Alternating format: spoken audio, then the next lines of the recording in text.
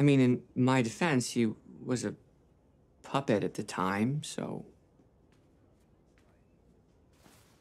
I know. Hey, welcome back to ScreenCrush. I'm Ryan Airy, and this is all of the Easter eggs, references, and little things you might have missed in episode 7 of Gen V. So, I'm going to break down like all the hidden details in the background, but I'm also going to dive deep into themes and meanings of this show. I have been loving this season so much, and this episode stepped it up a notch with commentaries on higher education, the rise of fascism, and a rigged political system. You know, fun stuff. So one thing I'm loving about this show is how the producers of Gen V and The Boys have created this really immersive universe. Like, they fill every frame with super memorabilia, which we'll talk about later, but they also have the In-Universe YouTube channel and the Godolphin University website where you can take like in-universe campus tours. So my latest obsession has been the Gen V mod on my new browser, Opera GX, the sponsor of this video. So this mod allows you to see the social feeds of Vought International and God U, giving you the side story of what's happening in the world of Gen V and The Boys. Now this is all exclusive to Opera GX, but it's very easy to download and install with our link in the description. So Opera GX loads up different mods for your browser where you can customize wallpapers and sounds. Like here's a sample of the sounds of the Gen V mod for a new tab, keyboard, and background music. There's also themes and colors of the browser and a wide range of other mods because Opera GX is a fully customizable browser with thousands of other GX mods available. But my favorite feature here is V, the Vought International social media site that is inside the world of The Boys. There are exclusive posts on Homelander's upcoming trial, you can check the God U rankings, and it's all in this sidebar where you can also find other social media like Discord, Twitch, TikTok, Instagram, and WhatsApp. And I love how Opera makes all of these easy to access without a clunky bookmark bar. And switching to Opera GX was super easy. It's compatible with every Google Chrome extension, and you're able to easily import all of your bookmarks, extensions, and settings from Chrome. So thanks to Opera GX for sponsoring this video. You can use the link in the description to download Opera GX today and to get that sweet, sweet Gen V mod. And as always, be sure to watch Gen V on Prime Video. Now, back to the episode. So just like in The Boys, Gen V does a great job of having their first and last scenes parallel one another. The first scene in this episode shows the doctor throwing a disease-infested soup through a metal door, and the episode ends with the doctor handing the fatal disease to another soup who then just takes it away in her car. This is also showing us how the suffering of regular people are often used as tools by people in power. And this episode also explicitly stated the show's theme, which is a critique of the university system in America. You're not here to study. The school is here to study you. What do you mean by that? Well, look at how the university system operates. You take a bunch of barely adults and throw them into a living space together. I mean, your brains aren't fully formed at 18, and mostly they just want to party and have sex. It takes some kids years to pick a major, and most university programs are not actually geared toward teaching you a trade or helping you enter the workforce. So then we end up with millions of barely formed brains owing thousands of dollars in student debt, and then those students are forced to work within the system of society to pay off that debt. As opposed to other countries like Scotland, where your school is just free, our universities are treating students like customers. And this is where it gets really interesting. You see, social media has changed the structure of advertising. It used to be ads sold products to us, but now the big asset out there is information, our personal information. So we're not being sold products, we are the products. And this system of monetizing human beings kind of begins in college. Yeah, I like the parts of this show with puppets in them. Me too, buddy. Now, one thing I love about this universe is how great power almost always leads to great corruption. These kids may enter Godolphin wanting to help people, but the school tells them to do basically whatever they want. We're superheroes. We can do whatever we want. Leading them to becoming the entitled super a-holes that cause so much trouble in The Boys. I mean, later Dean Shetty says, "You can't help it. It's your species." And I find this very interesting because supes are born as humans, so whatever ugliness exists in them is also potential within the human race. This universe is just showing us that if you give human beings enough power, we will absolutely abuse that power. So the soup virus starts off only being transmitted through bodily fluid contact. Now, I've mentioned in the past that in The Boys comics, Godolphin University was a parody of Xavier's School for Gifted Youngsters, and there's a few parallel characters in this show. Jean Grey is like Kate, Polarity's like Magneto, etc. Now, the X-Men comics also featured a disease that initially only killed mutants, and it was called the legacy virus, which was a metaphor for the AIDS crisis. So I think that the same thing is kind of true here. The disease is starting off as something that is transmitted through contact, bodily fluids, like the myriad of STDs getting passed around at your local university right now. Now, this opening scene was absolutely heartbreaking.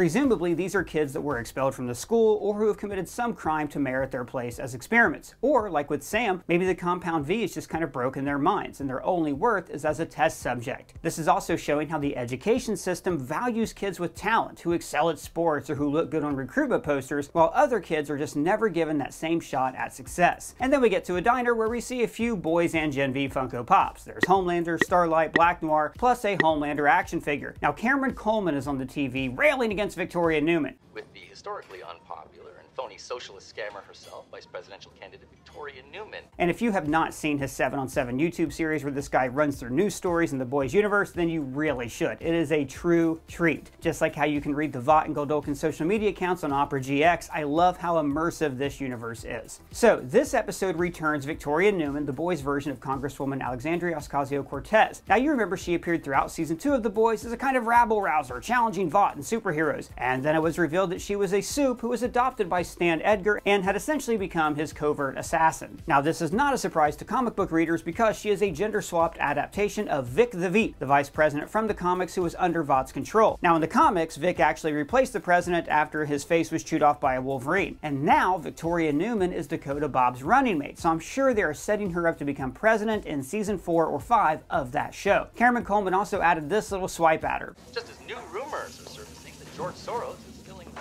Nueman campaign coffer.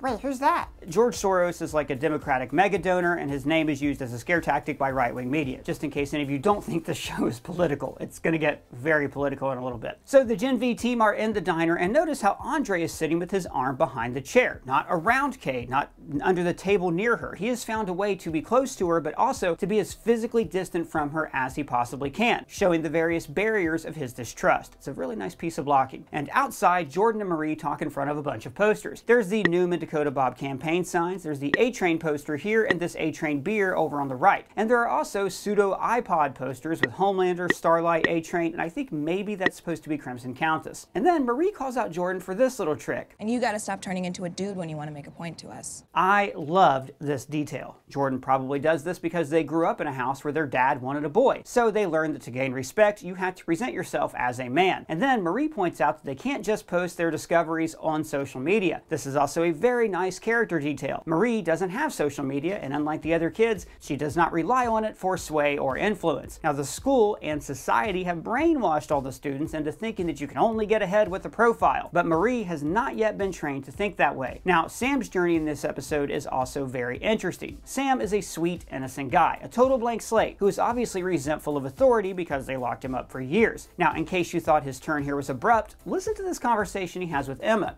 I did rip an entire person in half. Yeah. Now Emma is not having a normal reaction here. A normal person would be horrified that her boyfriend killed a bunch of human beings. But she also killed a guy, and they show no remorse because they're supes. Even later, Emma kind of shrugs off that Homelander killed an innocent man in broad daylight. All this because he lasered that Starlighter dude? Now this is, again, feeding into the idea that when you give a group of people or a person power and authority, they naturally feel like they have the right to use that power and authority however they want. In this episode, we see the very beginning of the rise of super fascism. And then Sam finds Emma's Starlight vibrator, which we first saw as part of a collection of toys in this episode of season 3 of The Boys. Anyways, I get the feeling that Emma and Sam gravitate just a little bit more toward feeling like they're entitled. Definitely more than Marie and Jordan, because Marie and Jordan are both minorities who have to fight for their recognition. You think they're gonna believe a black girl and a bi-gender Asian supe over Vought? And then Marie finds Shetty's hidden file on Flight 37. Now that is the same flight that Homelander and Maeve crashed back in season 1 of The Boys, but they blamed it on terrorists. This incident actually gave them the excuse they needed to put supes into the military to fight the supervillain threat that Homelander actually created. Lots of layered political, geopolitical subtext there I'm not going to get into right now. Now, if there was one thing in this episode that was just flat out bad, it was the doctor showing up drunk and conveniently reciting information that the characters need to know. You want me to increase the viral infection rate? Kill them all, she says. This works in a comedy like Midsummer Night's Dream, but here it's just a bit too convenient, and sloppy, and easy. And then we go to New York, where we can see the 7 Tower and the skyline. And this is nice to see, unlike MCU shows like Hawkeye, which just kind of forgot about Avengers Tower. And then Shetty meets Grace Mallory. Now wait, who is that again? Well, Mallory is the CIA operative who supervises the boys, so she's known for collecting people that the supes have harmed over the years. She even subtly mentions Billy Butcher here. A man who works for me, one of your fellow countrymen, although I doubt you travel in the same circles, has this same rage.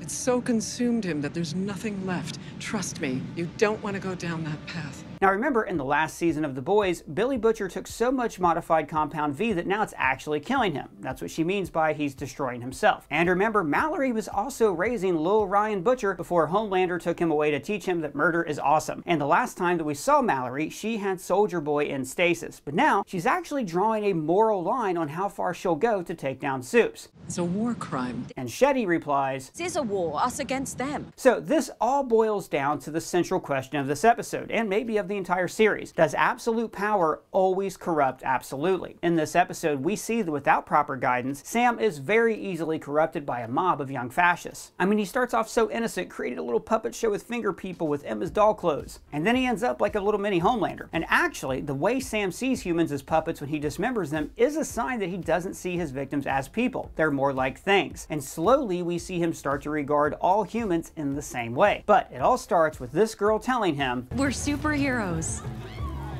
We can do whatever we want.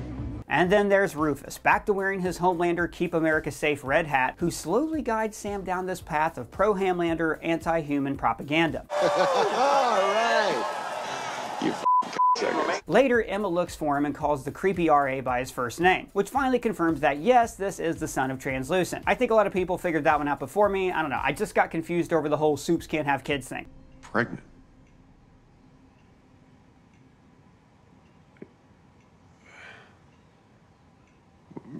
I thought I couldn't. And then Andre watches his dad lose control of his powers and have a seizure on television, which I feel like is another nod to the X-Men. In the movie Logan, Professor Xavier has seizures that make him lose control of his abilities, which caused him to kill the students at his school years ago. Also, when they cut the interview, there's an ad for a Vought sterilizer birth control. And then we go to the Victoria Nueman Town Hall. So for now, it looks like she is secretly allied with Homelander. Remember, at the end of season 3, she told Homelander where Ryan was, and in return, he killed Bob Singer's original choice for running mate, opening up the door for her to be vice president. In season 3, she turned on her adopted dad, Stan Edgar, basically choosing Homelander and her own kind over him. I'm glad you chose your own kind. So in the town hall, Cameron says that Stormfront violently attacked one of Nueman's congressional hearings. But remember, this is just Vought's cover story. It was actually Nueman who was in there popping heads. We actually do have a video explaining all the clues in that scene that show that it was actually Nueman all along. So this whole political storyline is going to be very interesting to watch play out. Stan Edgar had her become a congresswoman so he could control the opposition to Vought, giving the illusion of change without actually changing anything. And we see similar phony compromise positions here, like how she says, if elected, our administration wants to put a new position in government that allows the superhuman community to have a seat at the table. Really? When in reality, the supes are just going to own the whole table if Nueman becomes president. Now, I think we'll look back on this scene and one day say that this entire town hall is foreshadowing what will go down in the rest of the boys. You see, in the comics, Homelander ends up leading a superpowered coup against the government. And it really seems like there is a faction of superhumans here that feel the same way. I mean, Rufus even says, humans aren't our f***ing peers. Echoing what Homelander has said several times throughout the boys. We're a different f***ing breed. You've been helping these f***ing mud people.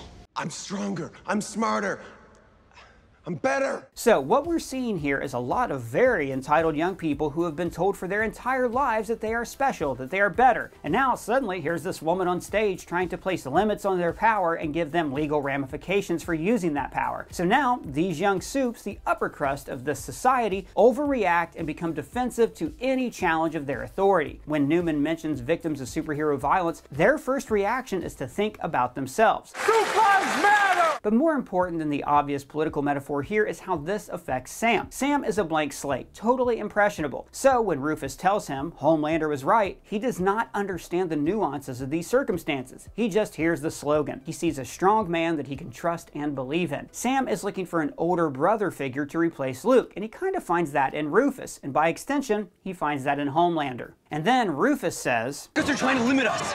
take away our power. Which Sam definitely understands. He has been locked up and tortured by humans for years, and now he's turning all that trauma against the humans. And then he gives a heartbreaking, childlike response.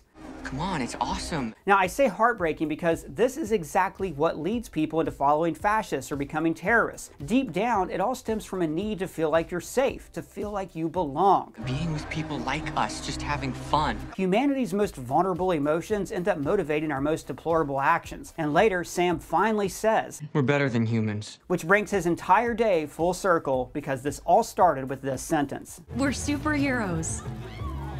We can do whatever we want. And this same need to belong is what motivated Kate to work for Dean Shetty to begin with. The Dean offers Kate what she's always wanted, a mother to touch her hand, who tells her that she is beautiful and loved. Somehow I feel like you are truly mine, and I love you. You're telling the truth. So then we find out that Marie's mysterious benefactor is Victoria Nueman, which makes total sense. Nueman also grew up at Red River, and as it turns out, her power is not to pop heads, it is also to control blood. It's just that her preferred way to kill people is to make their heads explode. Now, I said in episode 1 that Marie is potentially the most powerful supe on the planet who could maybe kill Homelander. And now I'm thinking that Nueman and Marie could definitely kill him together. Although there was a scene in season 3 of The Boys where Homelander kind of just urged Nueman to try it. You thinking of popping my melon? Who knows? Give it a whirl. But I'm not sure if he was bluffing or if she just decided that she could use Homelander for her own benefit. I'm not sure. So, in this room, there are 2 character posters from Dawn of the Seven and this Countess Whiskey Sunrise poster, plus Translucent's Invisible Force 2, the movie we saw him promoting in the pilot episode of The Boys. Now, it's fitting that they're surrounded by these posters because these heroes are what Marie was aspiring to be, the first black woman in the Seven, a hero that people look up to and not a girl who murdered her own parents. At least, that's what Marie thinks she wants. But what she really wants is to be like Victoria Nueman, an orphan supe from Red River with gross powers who rises through the levels of power and influence. Now, I think we can break down this show's cynicism into one exchange. Marie says, I have a platform now where I can help people. And then Nueman replies, is marketing, okay? In other words, any influence you have is obtained by controlling how people see you. Nueman tells her to play the game, repeating the choice that Marie was given in episode 2 when she took credit for fighting Luke and didn't mention Jordan. Just tell her the truth about what I did, that's all. I knew I had to stop Golden Boy before he killed more innocent people. And by the way, one of our editors, Randolf Nombrado, caught a great Easter egg. Now, back in The Boys, when Huey goes to Red River and scrolls through the kids who live there, we can see Marie in the database. Great catch, Randolph. And then the episode finally converges on the confrontation with the Dean, like all great college stories. Hello. Hello, Dean. You're a stupid head. Homer, is that you? Shetty admits the school's dark secret, that it's a behavioral experiment where kids don't study subjects, the kids are the subjects. But note the tremble to the voice. Strong and humble. Now, in the comics, the G-Men and their related teams are actually a deep-cover pedophilia ring, but this secret in the show is a lot more layered and nuanced. Like a lot of aspects of this show and The Boys, they really improved on the comic book here. And then Kate does easily the most messed up thing we have seen in this show. And I'm not talking about making the Dean slit her own throat. She makes Marie watch and do nothing, knowing that she is reliving her worst childhood trauma. I'm so sorry you have to relive this. So when this season started, I said that we were seeing what the supes on The Boys were like before they were corrupted by fame and money. And now, I think we're going to see this season end with some of these kids corrupted by this system. Emma and Sam seem very casual about the loss of life. Do you know what you've done? Justice. And earlier, Emma even cracked jokes about killing a bunch of humans. You're so sweet. I mean, when you're not slaughtering a bunch of dudes. Now, Andre has chosen his father over everyone else, which next episode can mean that he will forgive his dad and maybe even start to follow down the path that his dad has chosen for him. Kate is starting to manipulate people for her own ends, and Marie is seeing that she really can't change the world, but she can help run it. And then Nueman secretly meets with Dr. Cardoza in a parking garage, a nod to where the Watergate informant Deep Throat met Bob Woodward in the movie All the President's Men. Cardoza coins the phrase compassionate control, and then Nueman says, that is such a great phrase. Do you mind if I steal that? Sure.